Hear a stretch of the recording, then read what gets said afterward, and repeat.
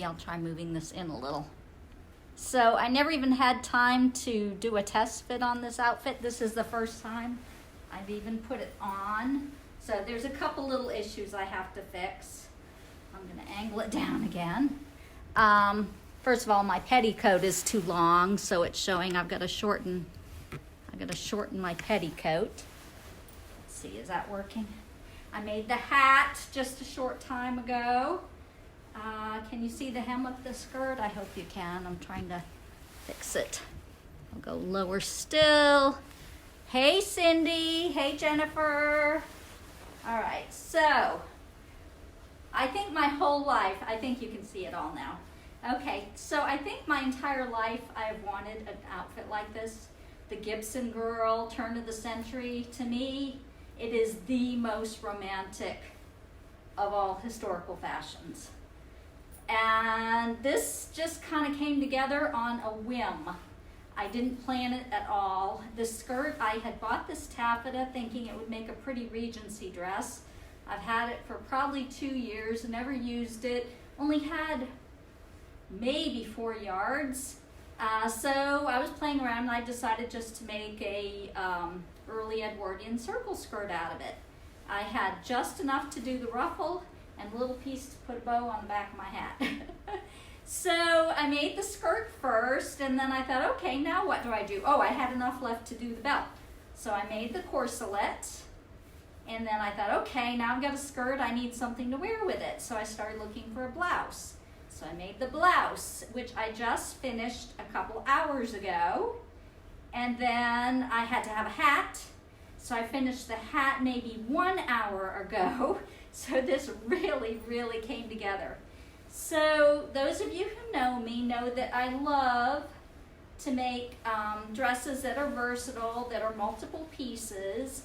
And this one is. I'll tell you what I did. If I can make things in separate pieces, I usually do. So what I did with this outfit, I want it to be versatile. The blouse can be worn in or out. I'll post pictures of it later. I'm not going to undress and untuck it. But it has, the blouse itself has a little skirt around the hips, so you can wear it out over, a skirt, so you don't have to wear the belt. Also, this yoke here, this is all completely detachable.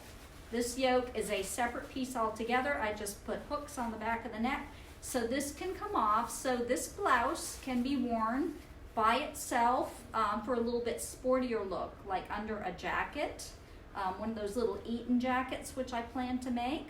So if you're wearing a jacket, you wouldn't want all the lace and frills. So that makes it more versatile. So the blouse can actually be worn 3 ways. It can be worn tucked in, it can be worn out, it can be worn with or without the lacy yoke. The skirt can be worn with or without the belt. And the hat, even the hat, I don't have any flowers on it. Edwardian hats usually have lots of flowers and lots of feathers, but I didn't have any flowers that matched this skirt. I tried pink and yellow and all different colors, and I just didn't see any I liked, so I left it white. But the cool thing, the only thing I did do is I did put a blue bow on the back. So the cool thing about this hat is I do have lots of different colored flowers, so I can just change the flowers to match whatever dress I'm wearing with it. So I'm really, really nearsighted, so I can't see any of your comments yet, so I'm gonna have to walk up and pull the camera over. But I'll just give you another quick view. I will post an official pictures and videos after I get my petticoat shortened and a couple other things. I need to adjust the back of the skirt. When I put the bum pad on, it wouldn't close all the way. So I'm gonna have to play around with that. But I did want to put the bum pad on because you see I have that pigeon-breasted, S shape. I am wearing an Edwardian style corset, and I'm corseted quite tightly. I guess I could have gone a little tighter, but this is as tight as I wanted to go. I'm wearing, a corset cover, a stiffened, a petticoat with a stiffened hem. I'm wearing the taffeta skirt, the corselet, the blouse, the lacy yoke, and the hat. And I think, is that everything? And I do have appropriate shoes. Ta-da. I bought these at a thrift store years and years ago. They do have the zipper in the side. But other than that, they are like perfect. I bought them years and years ago, have never worn them because I never wore anything in this period before. So I happen to have some shoes that match the outfit perfectly. So I think this era suits me really, really well. You know, I love the Georgian. I love Victorian, but I think I like this better for me than Victorian. This is the early Edwardian. This outfit, excuse me, is turn of the century, like 1902 to 1905. I would place this outfit at probably. Later in the when you get around 1910, that's when you get the straighter silhouette, the Downton Abbey type dresses. But if you remember on Downton Abbey, if you watched the first season, the grandmother, I've forgotten her name, is she a countess? I can't remember her name. But you know, the grandmother, she still wore this style of clothing, so she was a little bit behind the times. I think I will pull up the camera and address some of your questions. And I did do my Gibson girl hair. I managed to get that done too. So that's why I'm late. I was trying to get my hair and my makeup right. The hair was something I have not done before. So I had to play around a little bit. So now I'm going to look and see what everybody has to say. I've got to raise the camera up. This is the first time I put on this blouse, and I've got an issue here. It's a little too high, so I'm going to have to fix that. As I said, it does come off. That stock is too high, so I'm going to have to fix it. But I'll go ahead and take it off, just so you can see. The blouse is kind of plain, but it's still pretty. It's just, I just think it's more sporty without the ruffles. So here I am in my plain blouse, and I did dress it up. I put a choker with a little flower, or you can put a cameo, and see it's still pretty. When I sit down, this is a long line corset. It goes all the way down past the hips, so when I sit, it kind of pushes everything up. So yes, I do have to lower the neck on this stock because it is a little too tight. But I hadn't put them on till just now. So I hate taking things apart. I don't want to take it apart. Maybe I can figure it out. All right, I'll have to figure something out. So let me go back. So I see Cindy and Jennifer. Hey, Laura and Tina. And Kathy Sinkhorn. Hey, Kathy. And Peggy. Hey, Jane. Peggy, I think this is one of my best. I really do. This is absolutely one of my favorites. I need to tweak it a little bit yet, but as quickly as I made it, I mean, I'm really happy, and I didn't do any test fitting on it at all. So I'm really, really pleased. Hey, Susie. Joe B, you're amazing. Love this outfit. Love the fact that the blouse is versatile. Yeah, I try to make everything versatile. So if I do blouses like this, and I would love to do an outfit like this in all lace. A lace blouse, skirt with an Eton jacket, probably made out of either taffeta or velvet that matches the lace.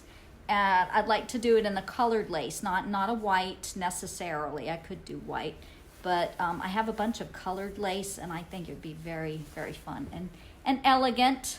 Thank you, Cindy. Hey, Tina. So yeah, I tried to post pictures today of as I was working on everything, but as you know, you probably know, Facebook was not posting any pictures. I do not know why. So that was really a pain in the butt. So I guess I'll post the pictures I took today. I'll probably post them tomorrow. So, hey, Tina. Hey, Dee. Dee, you'll have to watch from the beginning because I took the yoke off the blouse because the collar's too high. I have to lower the collar. It was really high. I have a short neck, I guess. You have to have a swan neck to wear this. But I'm really happy with it, but I have to do something to make it just a little bit lower. So I attached, as I was saying earlier, I attached the lace to the stock so that the blouse can be worn with or without it. So I'm really happy, and I love my ostrich plumes. I've been saving these for just the right hat, and this hat came together in 1 hour, maybe an hour and a half. I mean, it was amazing. I didn't even quite know what I was doing, but it just really came together well. It came together just like I envisioned. It just, like I said, it just needs flowers. I have a lot of pretty flowers that I can put on it, but I'll have to make different outfits. You know, my rose-colored outfit that I had on, I do have flowers to match that. So I'll have to wear this hat with the flowers when I wear that dress. So, hi, Amy. So, I'm sorry I was late tonight, but it did take a while for me to get dressed because I was still messing around with the hat. I mean, I wanted to have it done. I didn't want to do this without the hat. And I forgot to put on my jewelry. I'm not wearing any earrings or a brooch. So, so does anybody have any questions? This was a lot of fun to do. Not super difficult, but there are not a lot of patterns out there for this era. So I had to hunt some down. I hunted some more down. Yesterday I found a couple more that I hadn't seen before. So I do have a collection now, and I like to tweak everything. I almost never make dresses exactly as are on the pattern. I use pieces and I totally do my own thing. Excuse me.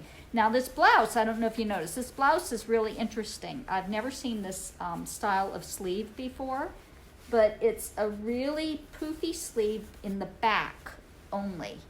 I thought that was really interesting. So this was the style, again, at the turn of the century. As the years progressed, the fullness started moving up the arm into the shoulder. But this has a pretty fitted shoulder. It's fitted down to the elbow, and then it flares out, and it has all this fullness in the back of the wrist, which is interesting. So I wanted to make it because it was interesting and authentic. So this blouse pattern came from Truly Victorian. For you guys that sew, they make the best patterns I've used by far. I love Truly Victorian patterns. They're pretty straightforward. Well, the instructions, I mean, you do have to be experienced. I don't think a beginner could handle their patterns because there aren't many diagrams, and you know, this blouse, the instructions on the sleeve were, I just had to figure it out. Kind of on my own because the instructions weren't very good. But the patterns are very accurate and they're lovely. You know, if they turn out well, they're really lovely. I'm really happy with them. Amy, the fabric on the skirt is gorgeous. Yeah, everybody likes it. You know, but nobody wanted a Regency dress out of this. I think it would have made a pretty Regency dress, but it works awesome for this skirt. I think the ruffle on the bottom really makes the skirt. It just adds that extra fullness. So I'm really pleased with how it turned out. I like the color. The color is very, very suitable for this era. It's hard to match though. It's because it's a strange shade. It's a muted. It's a bluish or grayish blue. I'll call it a grayish blue or a bluish gray. It's anyway something between a blue and a gray, but it changes a little bit, you know, when the light hits it. So I tried a bunch of different things trying to match it, and I finally settled on white. Not even ivory. I didn't care for ivory with it. Well, this is maybe a little bit toward ivory, but I decided white would look the best with it, and so that's what I did, and I'm very, very happy with it. Amy, yes, I was talking about the hat. I did. I made the hat like an hour ago, and I'm very pleased with it. It needs a few flowers, but I didn't have flowers to match this particular outfit. But when I wear it with another dress, I will definitely have matching flowers, yellow or pink or red or purple or whatever the dress happens to be. So I would like to probably do a hat like this. I might do a couple more hats like this, or you know, as I'm making dresses for people, if they want a hat, I can do a hat, because it was fun and it came together pretty quickly. Hey Kathy, hey Ewa, Cindy, for that collar, what if you folded it lengthwise like an accordion? You know what? I thought of that, Cindy. It's great minds think alike. I did think that as I was taking it off.